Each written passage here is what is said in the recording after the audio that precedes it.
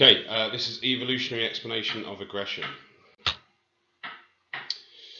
Just to get the kind of the basis of it, evolutionary psychologists believe that aggression is linked through genes that have been maintained biologically as they've been adapted to the changing physical and social demands of their environments. In the past, males seeking, so when they say in the past here, for me, I always think hundreds and maybe even thousands of years ago, and that gets quite a clear distinction for you. There is something called an evolutionary lag, which I don't cover in this, but where there's this time for things to change. They believe that in the future things that are testing us now will have this evolutionary lag, and in 100, 2, 3, 1,000 years or whatever, we might not have a little toe because we don't need it, or we might, these things. But in the past, males seeking desirable mates found it necessary to compete with other males. The most successful male was the most aggressive. Okay, so you think to whether it's cavemen or a lot more violent times in the past, where a man could kill another man and just have his wife or whatever it may be. If you watch Vikings, Game of Thrones, these kind of things. In evolutionary terms, this aggressive behaviour ensures that the fittest males survive and they're the most successful in securing mates and passing on their genetic fitness to their offspring. So this idea of genetic fitness, passing it on. So sexual selection, you should know that. Kenrick et al. 1996 claim that men feel they have to compete against one another to gain access to women. In today's society, there is a great deal of pressure on men to be successful and to provide for their family, and as a result, men behave in an assertive and aggressive manner. So if you were to think of any of the the top politicians or the top earners, even in sport, as much as we'd like to say we're not an aggressive society, I think the most successful people definitely have a level of aggression and assertiveness to them. And if you are successful, the sexual selection theory would say that therefore you can have a larger choice of mates, you're going to be able to have a larger amount of offspring. Normally, human males do not behave aggressively against females, as this reduces their chance of copulation with a willing female. According to evolutionary explanations, this is because few males who engage in such behaviour is too dangerous to themselves and potential future children. So men generally are not aggressive to women because women will be put off by that. So sexual selection says that males should not be aggressive towards women. However, according to Hilton et al. 2000, females will act as equally aggressive against both males and females in order to find the right partner, as females are far choosier when it comes to partner preferences. Therefore, they will fend off unwanted attention and potential rivals. So it's saying here that there is a gender difference. Males are not aggressive generally to females, whereas Hilton is saying that actually females will be both aggressive to males and females. So fend off unwanted attention from males, but also to be aggressive towards potential rivals. Griskevicius et al. 2009 looked at the factors affecting aggression in men and women and found that status motivated direct aggression among men, and both status and mating motives increased indirect aggression among women. So there's this difference again. Men seem to be just aggressive for status, whereas women both status and mating motives. Okay, there's a question here. Again, you can just come back to that in revision, or you could write it up now if you want. These are the kind of past questions that we could get about it. According to evolutionary explanations, instances of male aggression towards females can be explained through jealousy and infidelity. And these are two key terms named in the spec. So get these two key points down. Again, some questions for you.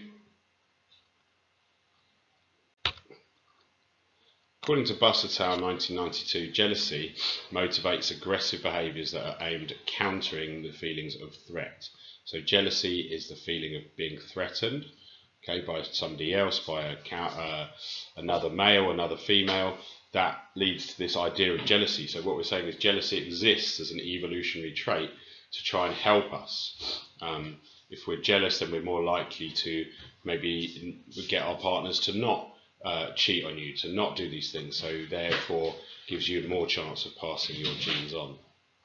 Cascardi and Vivian, 1995, found that when participants were asked to explain what made them behave aggressively, so we were asking people, they were asking couples, things like this, after they've had maybe an aggressive relationship, most cited jealousy as one of their main causes.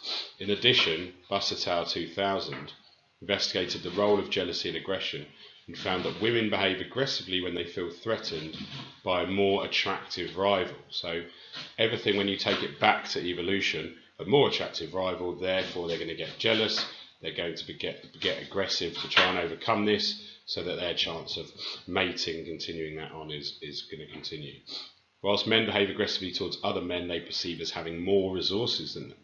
So, those clear, bare, basic things of men see status and resources, women see attractiveness, ability to have children, all of these things. Younger women will be seen as more of a threat because they might be more fertile.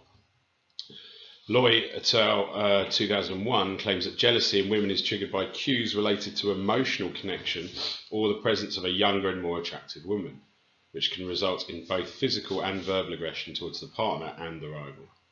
These research studies support the evolutionary approach, that there are differences between men and women in relation to triggers of jealousy and aggression.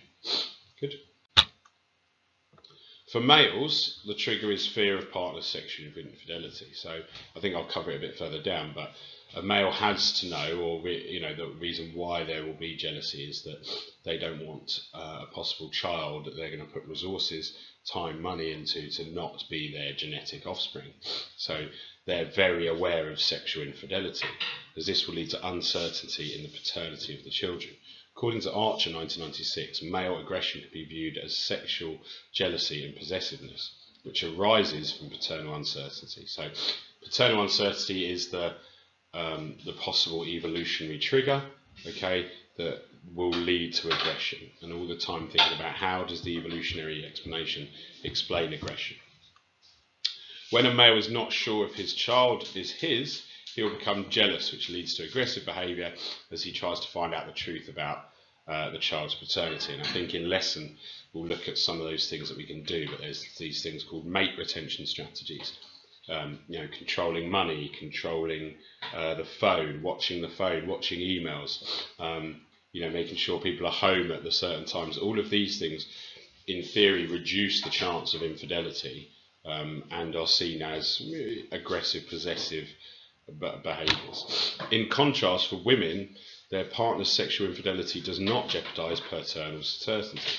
It's the child they know is going to be genetically theirs. It's within their womb. It cannot be anyone else's. So they may be more willing to turn a blind eye to partner's infidelity as long as they continue to be provided for. Buss et al.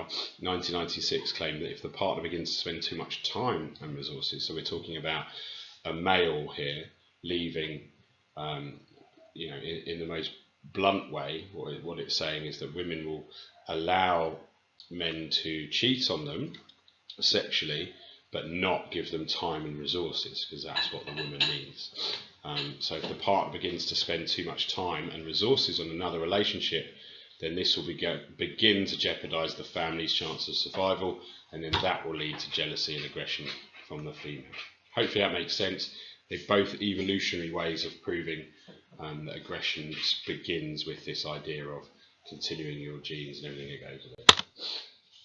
In addition to explaining aggression in relation to jealousy and infidelity, evolutionary explanations can also be used to explain warfare and acts of terrorism. Waller argues that humans have evolved through living in groups and as a result need to feel that they belong to a particular group.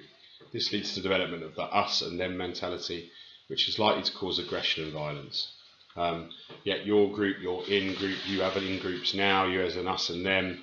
The more us there is, the more likelihood of your group surviving, your genes surviving. So you broaden that out of the kind of, Finchley versus whatever groups in the sixth form, you broaden that out and you eventually get to warfare, of country versus country or religion versus religion. Lemon and Fieldman believe that humans have evolved certain traits such as belligerence and bravery, both of which determine the likelihood of conflict and aggression. So belligerence and bravery exist to come forward, to get the us and them, to get into kind of fighting for territory, fighting resources, which is warfare. Again, there's some questions for you that could come up. Write them down, do them now, or come back and do them as part of your revision. Okay, so on to the AO3, last couple of slides. Strengths, the concept has high face validity, hopefully you understand that. So the concept of sexual selection, survival of the fittest, where males compete aggressively against each other and female chooses the strongest male, makes sense, therefore has face validity. That's fairly self-explanatory. Research has found that human aggressive behaviour is similar across all cultures and is not influenced by social construction. So it spreads, there's no difference, therefore it must be some a trait that exists in all of us. All right? There's no cultural difference. The role of society and the environment in shaping human behaviour, so supporting the claim that displays and aggression are innate. Okay? If there was cultural differences, you know, a whole country where there was no aggression, no jealousy, blah, blah, blah, then we would say he doesn't explain that. But there doesn't seem to be. Yeah? There are obviously slight differences across cultures, but most people have, or everyone has, jealousy of some sort, infidelity of some sort, unfortunately. The limitations. The evolutionary explanation of aggression is reductionist, fails to complete full blah blah blah, reduces to simple genetic pressures. This makes the theories easier to understand, but means they miss out on the larger picture. Yeah, blah blah. You know what that means. Reductionist. It is post hoc, after the fact theory, which means it can explain aggressive behaviour, but you can't make any predictions. All right, so understand that idea of post hoc. It can't. You know, we might be able to say within social learning theory, oh, if we do this with this child, we'll make them aggressive. If we reward their aggressive behaviour for 18 years, we're obviously going to make an aggressive adult. Whereas the evolutionary explanation cannot make predictions about what's going to happen. Right? It suggests that certain behaviours that we demonstrate today make reproduction more likely, that our genes are associated with that behaviour and passed down to generations. This is completely untestable. We can't get twins and do these different evolutionary things with them. You can't isolate a group of humans for other influences to make for many years to see if particular genes persist in the population. It has a complete lack of scientific validity. So high face validity, very low scientific validity. That's what we look at in class, and there you go.